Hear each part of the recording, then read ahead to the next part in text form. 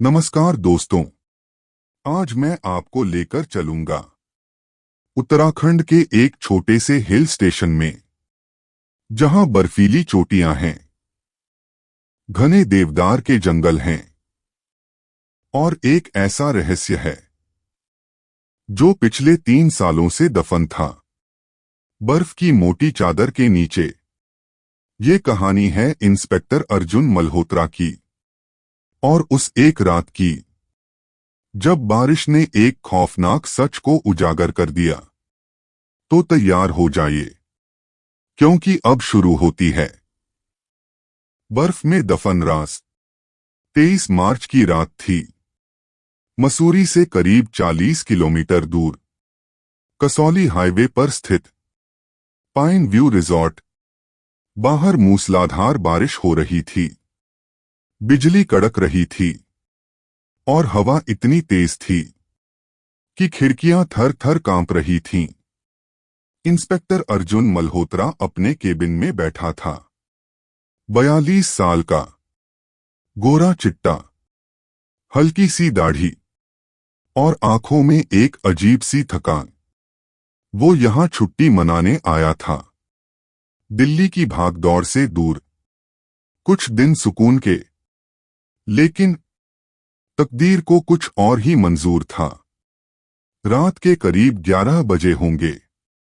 अर्जुन अपनी किताब पढ़ रहा था जब अचानक दरवाजे पर जोर जोर से दस्तक हुई। कौन है? अर्जुन ने आवाज लगाई। कोई जवाब नहीं, बस बारिश की आवाज और हवा की सनसनाहट। अर्जुन ने दरवाजा खोला। सामने खड़ा था रिजॉर्ट का मैनेजर विक्रम शर्मा, 35 साल का, पतला दुबला, और चेहरे पर डर साफ झलक रहा था। सर आप पुलिस में हैं ना? विक्रम की आवाज कांप रही थी। हाँ, मैं इंस्पेक्टर हूं। क्या हुआ? सर, वो मुर्दा, एक लाश मिली है। अर्जुन का चेहरा गंभीर हो गया। कहाँ? बेसमेंट में सर, स्टोर रूम के पीछे। अर्जुन ने फटाफट अपनी जैकेट पहनी और विक्रम के साथ बेसमेंट की तरफ चल दिया। सीढ़ियां उतरते हुए उसने पूछा, लाश किसकी है? पता नहीं सर, मैंने तो अभी अभी देखा है। बिजली चली गई थी ना, तो मैं जनरेटर ऑन करने आया था। तभी देखा। बेसमेंट ठंडा था, नमी की बू आ रही थी और दीवारों पर मोल्ड जमी हुई थी।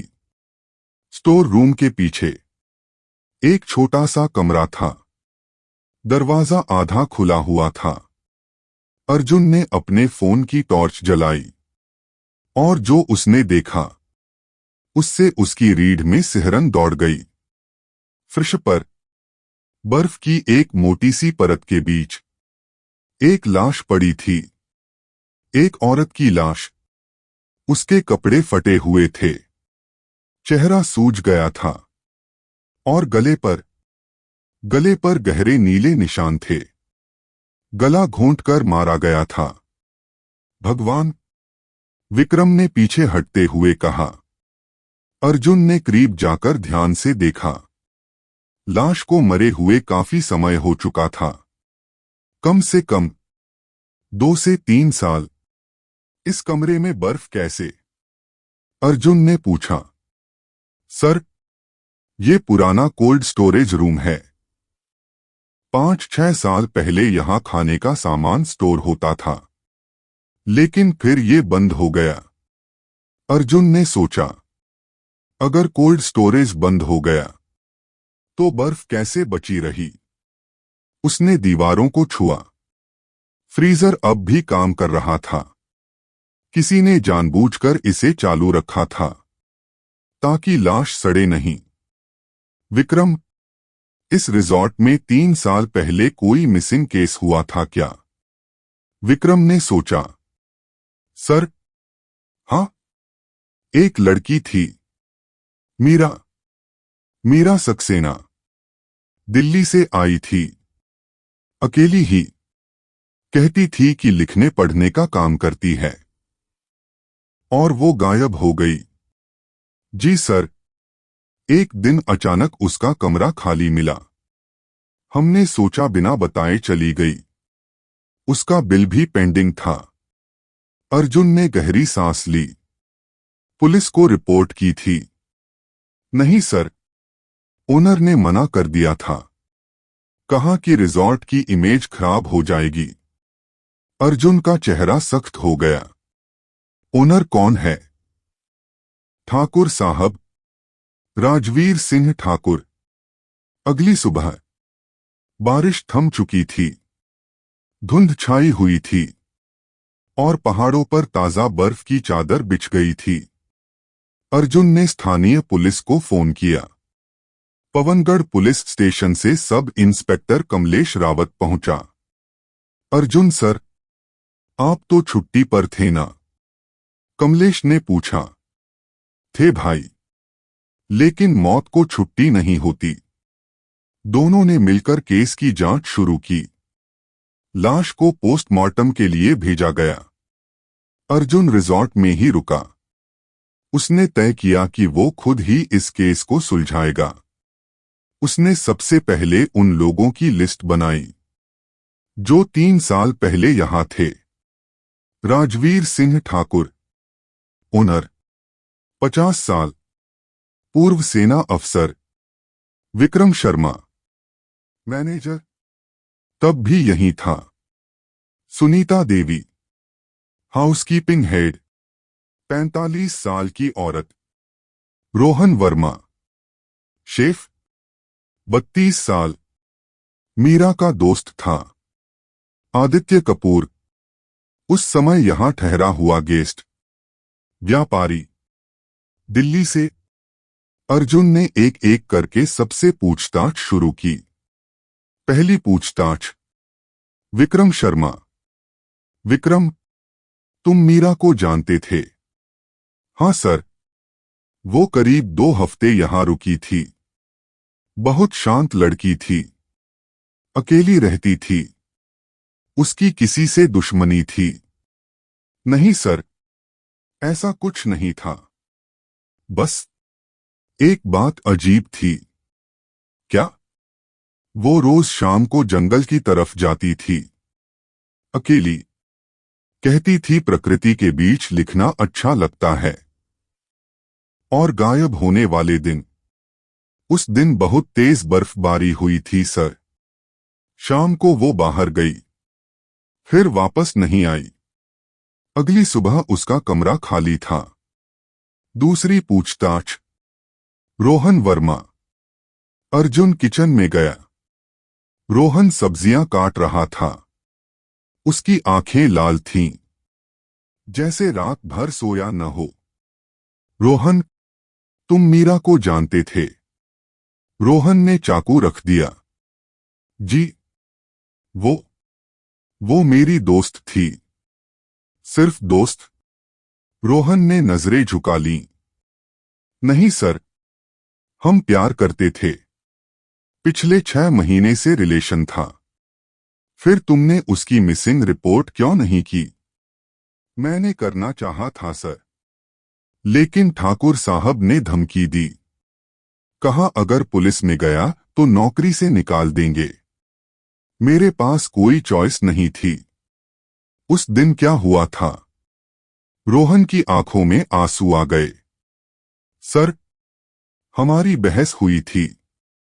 मैं चाहता था कि वो दिल्ली वापस चली जाए। यहां सेफ नहीं था। क्यों? खतरा किससे था? रोहन रुक गया। सर, आदित्य कपूर, वो गेस्ट। जी सर, वो मीरा के पीछे पड़ा हुआ था। हर वक्त उसे घूरता रहता था। मीरा बहुत अनकंफर्टेबल फील करती थी। तीसरी पूछताछ, सुनीता देवी। सुनीता देवी कमरे साफ कर रही थी। अर्जुन ने उसे रोका। सुनीता जी, आप मीरा के बारे में क्या जानती हैं? बस इतना कि वो अच्छी लड़की थी बेटा, कभी किसी से बदतमीजी नहीं की। उस दिन आपने उसे आखिरी बार कब देखा था? सुनीता ने सोचा। शाम को, करीब 6 बजे होंगे। वो अपने कमरे से निकल रही थी। उसके हाथ में एक डायरी थी। डायरी? हाँ, नीले रंग की डायरी। वो हमेशा उसमें कुछ लिखती रहती थी। वो डायरी मिली कहीं? नहीं बेटा। अर्जुन के दिमाग में एक ख्याल आया। अगर वो डायरी मिल जाए तो शायद सच सामने आ जाए। शाम हो चुकी थी। अर्जुन मीरा के पुराने कमरे में गया। Room number 207। कमरा अब दूसरे गेस्ट्स को दिया जाता था, लेकिन अर्जुन को कुछ ढूंढना था। उसने हर कोने को खंगाला। अलमारी, बेड के नीचे, बाथरूम, हर जगह। कुछ नहीं मिला। तभी उसकी नजर खिड़की के पास पड़े एक लूज फ्लोर टाइल पर गई। वो थोड़ा ऊपर उठा हुआ था। अर्जुन ने टाइल हटाई और नीचे एक छोटा सा खाना था। उसमें वो नीली डायरी पड़ी थी। अर्जुन का दिल तेजी से धड़कने लगा। उसने डायरी उठाई। पहले पन्ने पर लिखा था, मीरा सक्सेना, प्राइवेट जर्नल। अर्जुन ने पन्ने पलटे। आखिरी एंट्री 20 मार्च की थी, गायब होने से 3 दिन पहले की। उसमें लिखा था, आज फिर उसने मुझे फॉलो किया। आदित्य, वो मुझे डरा रहा है। मैंने रोहन को बताया, लेकिन वो कहता है मैं ओवररिएक्ट कर रही हूं। नहीं, मुझे लग रहा है कि मुझे यहां से जाना चाहिए। लेकिन मैंने एक बात नोटिस की है। ठाकुर साहब भी कुछ छुपा रहे हैं। कल रात मैंने उन्हें बेसमेंट में किसी से बात करते देखा। बहुत गुस्से में थे। कह रहे थे, अगर ये राज बाहर गया तो सब खत्म हो जाएगा। क्या राज है? मुझे पता लगाना होगा। अर्जुन ने आगे पढ़ा। अगली एंट्री और भी डरावनी थी। 22 मार्च। मुझे पता चल गया। ठाकुर साहब ने 2 साल पहले यहां एक लड़की के साथ कुछ किया था। नाम था प्रिया। वो भी यहां गायब हो गई थी। मैंने पुराने अखबार में पढ़ा। पुलिस ने केस बंद कर दिया था। क्या ठाकुर साहब? नहीं, मुझे सबूत चाहिए। कल मैं बेसमेंट में जाऊंगी। यही आखिरी एंट्री थी। अर्जुन को सब समझ आ गया। मीरा ने कुछ ऐसा देख लिया था जो उसे नहीं देखना चाहिए था। रात के 10 बज चुके थे। फिर से बारिश शुरू हो गई थी। अर्जुन ठाकुर साहब के ऑफिस में गया। राजवीर सिंह ठाकुर अपनी कुर्सी पर बैठा व्हिस्की पी रहा था।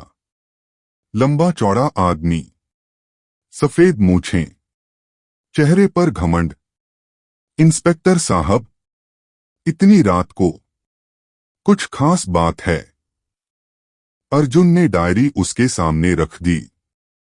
ये पढ़िए। ठाकुर साहब का चेहरा पीला पड़ गया।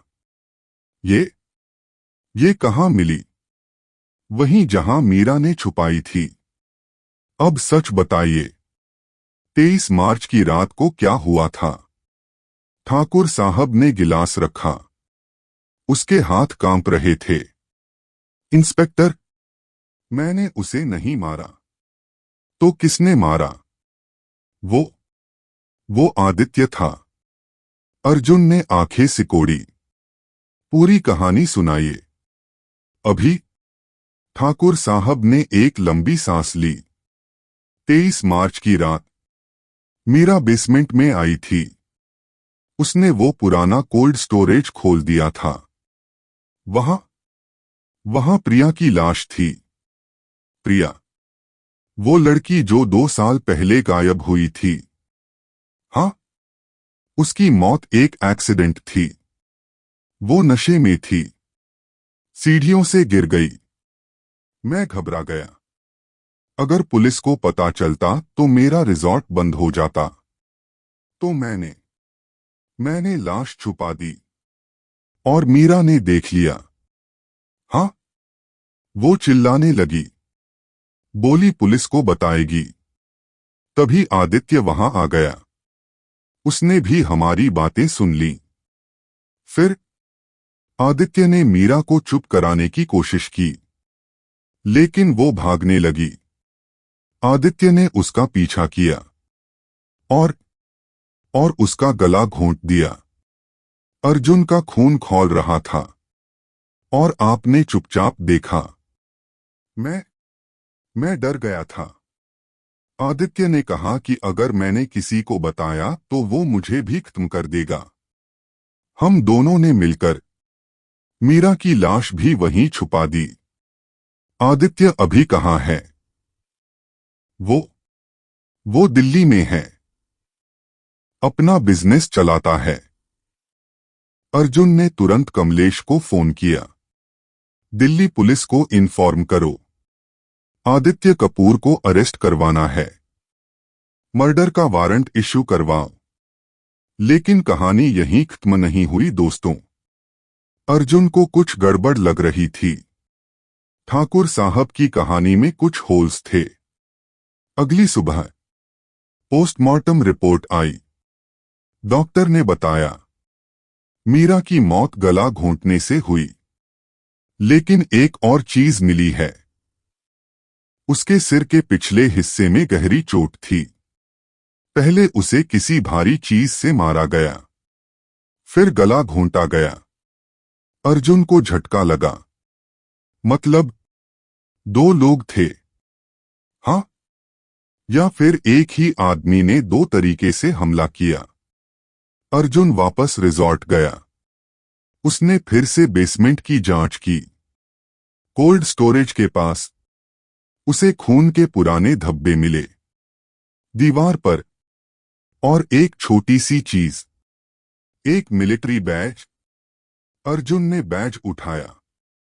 उस पर लिखा था major Rajveer Singh Thakur, Indian army. Arjun के दिमाग में बिजली कौंधी। वो वापस ठाकुर के ऑफिस में गया। सच बताइए ठाकुर साहब। आदित्य ने नहीं, आपने मारा था मीरा को। ठाकुर साहब हंसने लगा। एक ठंडी खौफनाक हंसी। बहुत होशियार हो इंस्पेक्टर। तो मान लिया? हाँ, मैंने मारा था। उस लड़की ने मुझे ब्लैकमेल करने की कोशिश की। बोली 50 लाख दो नहीं तो पुलिस को बता दूंगी। तो आपने? हाँ, मैंने पहले उसे पत्थर से मारा, फिर जब वो गिरी तो गला घोंट दिया। आदित्य तो बाद में आया था। उसने सिर्फ लाश छुपाने में मदद की। तुम पागल हो। दो लड़कियों को मार दिया सिर्फ अपनी इमेज बचाने के लिए। ठाकुर साहब ने अचानक अपनी ड्रावर खोली। उसमें से एक पिस्तौल निकाली। मेरा रिजॉर्ट, मेरी इज्जत, मैं ये सब नहीं खोने दूंगा। लेकिन अर्जुन तैयार था। उसने फटाफट डाइव मारी। गोली उसके ऊपर से गुजर गई। अर्जुन ने अपनी पिस्तौल निकाली। हथियार नीचे रखो ठाकुर। लेकिन ठाकुर ने एक और गोली चलाई। इस बार अर्जुन ने जवाब दिया। ठाकुर साहब का हाथ लगा। वो चीखा और पिस्तौल छोड़ दी। कमलेश और उसकी टीम दौड़कर आ गई। अरेस्ट करो इसे। मर्डर का चार्ज। दो लड़कियों के।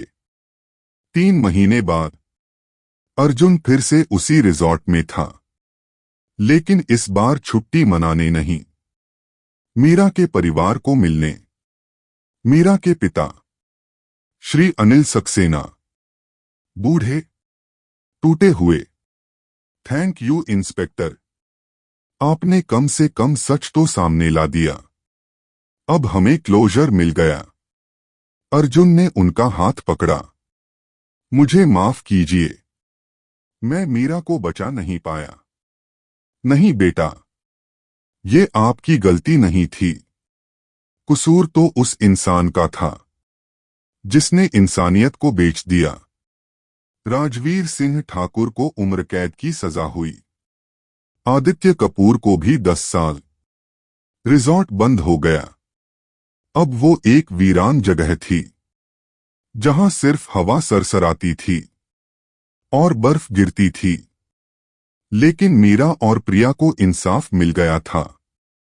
तो दोस्तों, ये थी कहानी बर्फ में दफन राज की। कभी कभी सबसे डरावनी चीजें सबसे खूबसूरत जगहों पर छुपी होती हैं। बर्फीली चोटियों के पीछे अंधेरे राज दफन होते हैं और कभी कभी वो राज बाहर आ जाते हैं। मिलते हैं अगली कहानी में एक नए रहस्य के साथ। सब्सक्राइब कर लीजिए मिडनाइट टेल्स को ऐसी हाई स्टोरीज के लिए। तब तक खुद का ख्याल रखिएगा। नमस्ते।